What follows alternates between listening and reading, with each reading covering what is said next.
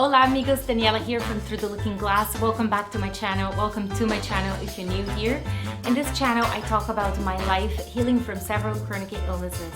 And today I have a hack video for you.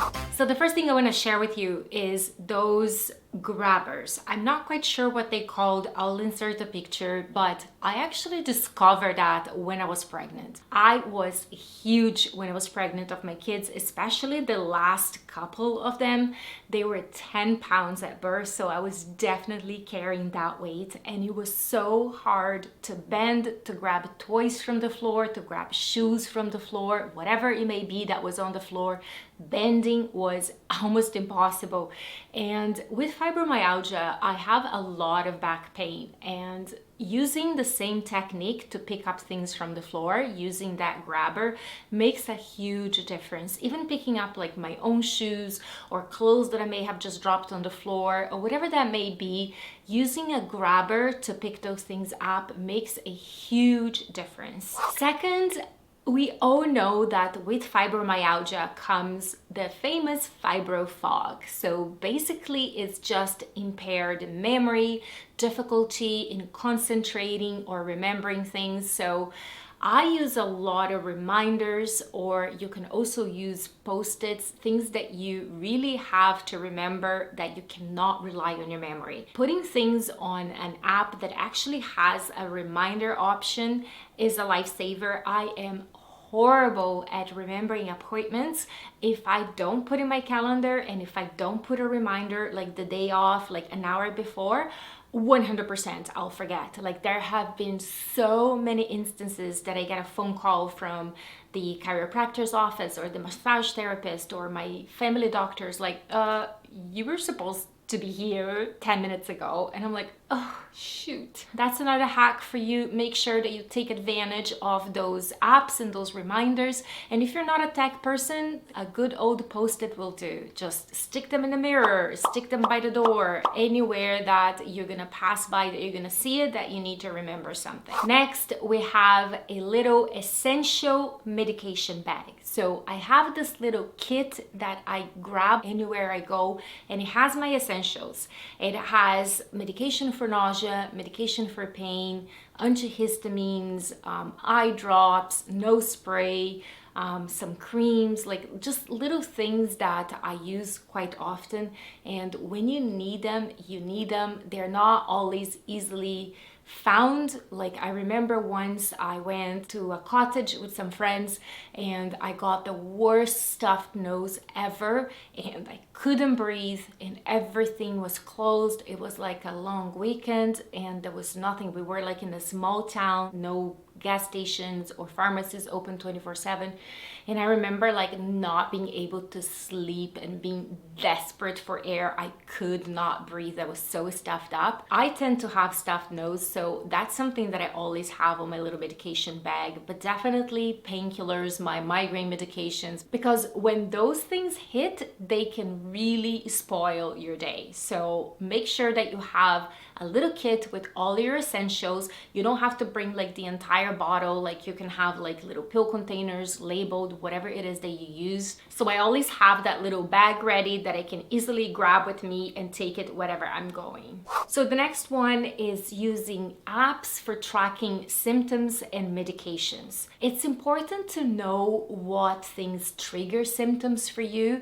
I know that there's certain things that trigger migraine for me, or that may trigger fibromyalgia pain, and being able to correlate circumstances, weather, foods that you ate, whatever they may be, to symptoms that you're feeling can really help you minimize future flares. And the cool thing about apps is that they can actually produce a graph where you can make correlations and you can analyze situations or foods or things that you did with symptoms. The other thing that is super important for me is to always have snacks handy, because I tend to have dips in blood sugar, And when that happens, I feel extremely unwell very quickly. And then because I'm feeling so unwell, I don't actually have the energy to go to the kitchen and prepare something. So having like vegetables pre-chopped with a dip or a green juice or a protein bar, like anything that I have handy that I can just quickly grab and give me that boost of sugar that I need, and then I can properly think about preparing a meal. So definitely having something handy is great, because when that hypoglycemia hits, you feel horrible. So the next hack is to pre-fill your medications into those pill containers, and there's several advantages to that. One is because you're filling them ahead of time, when you're running out of medications, you'll find out before you actually need them. You have no idea how many times I have taken like the last pill, and then we're going into a weekend or a long weekend and the pharmacies are closed, and I'm like, oh my goodness, I am taking the last pill and I need that. It has also happened that I thought I had refills in the pharmacy and I didn't, so I actually had to book an appointment with my family doctor and have my family doctor re-prescribe that medication. And you don't want to have to do that when you have just taken your last pill. So when you pre-fill them at least a week ahead of time, it gives you at least a week heads up of what we may need. And the second advantage is that you actually don't forget to take certain medications. So if you have like a batch of medications that you take in the morning, in the afternoon, or the evening, as long as you remember to take that slot of medication, which you should have put an alarm or a reminder on your phone, you just grab the whole section and you take that. So you're not forgetting like individual medications, if you know what I mean. Most of my medications, I take it at night, and before I used to do this pre-fill method, I used to have to like look through all my bottles and, you know, pick up pill by pill, make sure that I wasn't forgetting any of them, and it was just kind of stressful. It takes a little bit of time to fill for the whole week, but you just kind of get that done and then you're good for the week. Something that I did that made a huge difference for me in this last year is to actually have a medical card that I made myself. So in this medical card, it has my name, my address, my phone number, my health card number, and then it has a list of all the medications that I take. It has a list of my allergies, and it has a list of the doctors or the specialists that I'm under. And this has saved me so many times because I had so many hospital visits this last year. And when you're in the hospital for something, you're not in your best state. When people start asking, what are you allergic to? What are you taking right now? Who's your doctor? You cannot remember any of this information, and it's just super stressful. Also, I have been seeing lots of specialists and they ask you the same questions every time. So having that little card that you can just hand it to them or just have them copy the information is so handy and so time saving. Now let's talk about kitchen and cooking. I used to love cooking. Like, food is my passion, at least until I started to be super nauseous every single day, and then that's a whole other story. But when I'm not sick, when I'm not nauseous, I absolutely love cooking, love food. But it has become a bit of a challenge even when I'm not nauseous, because I have several conditions that cause chronic fatigue, cause me to get dizzy when I stand up. And so having a little kitchen stool, I actually order one of those rolling bar stools so that I can sit and chop vegetables and I can easily roll from one side to the other. And that just makes things so much easier. I don't keep getting dizzy, my heart rate doesn't go crazy, and it just saves a lot of energy. On that same note of cooking, I love cooking with cast iron pots, but they are so heavy.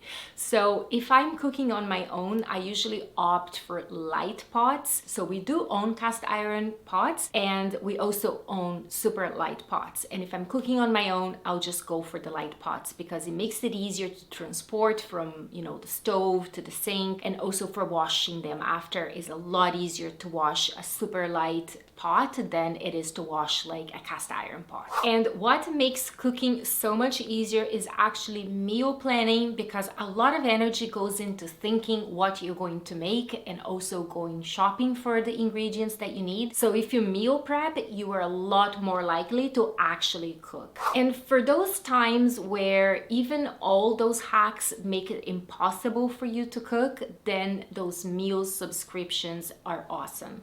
Some of them you still have to prepare the food, but a lot of the things already come pre-chopped for you, which makes a huge difference, because prepping and chopping the food for cooking can take quite a bit of time. Sometimes that's the bulk of the time of cooking, but there's a lot of meal subscriptions that actually are healthy and the meal is ready. All you need to do is put it in the oven or put it in the microwave. For those flare times, they are amazing. So I like to always have something in the freezer that I can just throw it in the microwave. Meal subscriptions can get a little bit pricey, so I don't do that on a regular basis. I go through periods of time where I do it for a little bit, especially when I'm going through flares, and then I go back to cooking myself, because definitely buying the ingredients yourself and making the food yourself is the most cost-effective way to eat. And talking about cost, something that was so expensive that I never thought I would spend so much money into one item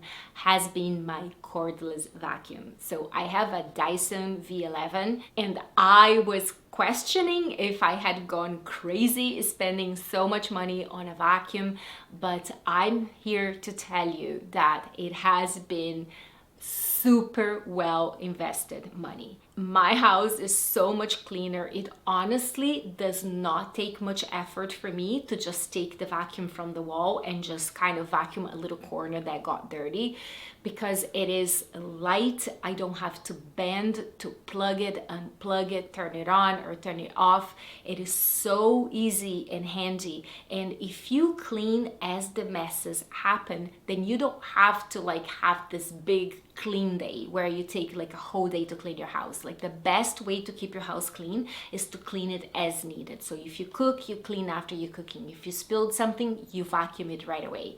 And so this cordless vacuum has been life-changing for me. The next item that I want to buy cordless is a mop. I have a steamer, like a steamer mop, and it is not cordless. And let me tell you, I don't mop my kitchen very often. Probably once a month, to be honest. But if I had a cordless mop, I would mop like at least every couple of days for sure. So I'm on the hunt for one. So if you know of a good cordless mop, let me know. Put it in the comments below, because I really want to invest in one. Another little hack that I also developed while pregnant and breastfeeding is to have a little basket with your most used items. In this little basket, I usually have my phone, my charger, glasses, medications, a book, anything that I may use on a regular basis. I live on a 2-story house, so I don't want to keep going up and down all the time if I forget my glasses or I need a charger for my phone. So having that little basket makes it easy for me to carry everything. Like if I'm going upstairs, I just take that little basket upstairs. If I'm going down, I'll just take the little basket downstairs. And that definitely saves a lot of energy. And talking about medication, putting some sort of system in place to have your medications refilled before you run out of them.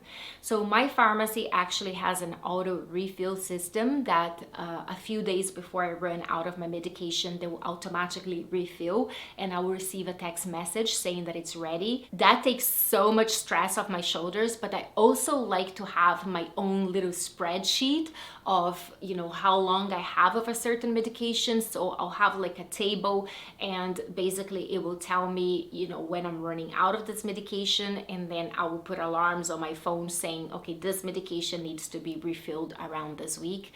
Usually the pharmacy is texting me and making sure that it has arrived, but there was one occasion where their texting system had a glitch and I did not receive the text, and I didn't have a running list myself, and yep, I ran out of the medication, and then, you know, I didn't have it for a couple of days. So I highly recommend being on top of your medications, having your own list, and signing up for as many sort of refills as possible, because it definitely makes your your life so much easier. And then the last thing is, if you can afford, is to hire help. So I definitely cannot afford someone to come and clean my entire house. My house is huge and there is so much to do, but whatever is in my budget is already a little bit of a help. So I do have someone who comes once a week and cleans for 2 hours. It's usually just about enough to do the bathrooms and to vacuum the hallway. It is definitely not the same as having someone come and clean your entire house, but I think that any little help that you can get makes a difference. And if you can't afford to hire help, accepting help. A lot of people or family members are willing to help and they offer if there's something that they can do. And often we're just too proud to accept help. But if we had the money, we would pay someone to do it. But when a family member offers to do it, we don't accept it. Unfortunately, I don't have any family near me. They don't even live in the same country, so that's not something that I have offered to me, but I would definitely accept it. So those were the hacks that I've learned over the years. I hope you find them helpful. If you did, please give it a thumbs up and hit that subscribe button. It really helps this channel to grow. And that's it for today. I'll see you next week.